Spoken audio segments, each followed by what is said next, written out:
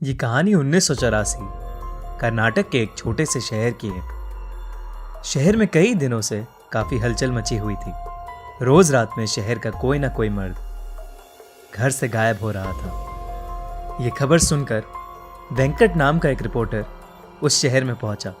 शाम के कुछ 6 ही बजे होंगे, पर शहर के लोग जल्दी जल्दी अपनी दुकानें बंद करके घर लौट रहे थे।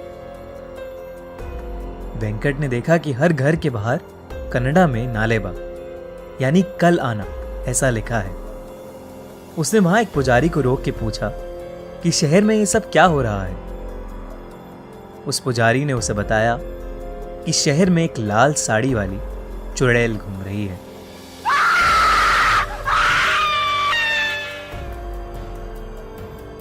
वो रोज रात में घर घर जाके जोर से दरवाजा खटखटाती है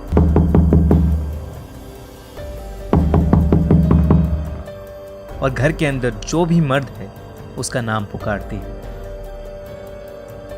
कोई भी आदमी उसकी आवाज को नजरअंदाज नहीं कर पाता और दरवाजा खोल देता है।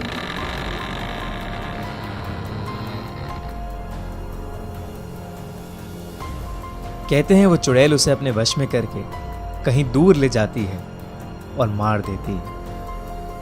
इसीलिए शहर के लोगों ने उससे बचने के लिए घर के बाहर नालेबा लिखना शुरू किया, जिसे पढ़ के वो आज नहीं बल्कि कल आए और यही सिलसिला जारी रहे। इतना कहकर वो पुजारी जल्दी जल्दी अपने घर के रास्ते चला गया। वेंकट को कल के अखबार के लिए अच्छी कहानी तो मिल गई, पर कुछ ही दूर जाते ही उसका स्कूटर पंक्चर हो गया। अंधेरा हो चुका था और सब लोग अपने घर के अंदर जा चुके थे। अचानक से वेंकट को लगा कि उसके आसपास कोई है, तो वो स्कूटर लिए तेजी से आगे चलने लगा। किसी ने बहुत ही मधुर आवाज में उसका नाम पुकारा, वेंकट, वेंकट। वेंकट ने जैसे ही स्कूटर के शीशे की ओर देखा, वो स्कूटर वहीं छोड़ के बहुत तेजी से आगे भागा। वो एक छोटे से मकान में जाके छिप गया और दरवाजा अंदर से कस के बंद कर लिया। दरवाजे पर जोर जोर से खटखट होने लगी और उसे अजीबो गरीब आवाजें सुनाई देने लगी। वेंकट बुरी तरह डरा हुआ था। कुछ देर बाद जब सारी आवाजें शांत हुई तो उसने बहुत हिम्मत करके दरवाजा खोला।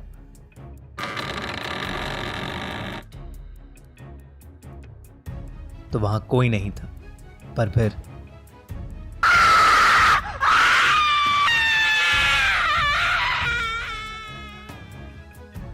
सुबह हुई तो वेंकट उसी घर में बेहोशी की हालत में पड़ा मिला। वो दिन था और आज का दिन है। वेंकट को कभी समझ नहीं आया कि उस रात उसके साथ क्या हुआ। शहर के लोगों ने कहा कि वो उस शहर का नहीं है, शायद इसीलिए बच गया। कुछ महीनों बाद उस चुड़ैल का कोई किस्सा सुनने में नहीं आया।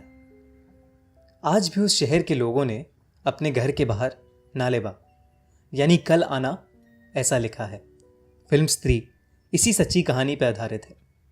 सब्सक्राइब करिए और सुनिए हर मंडे एक ऐसी ही सच्ची हॉरर स्टोरी।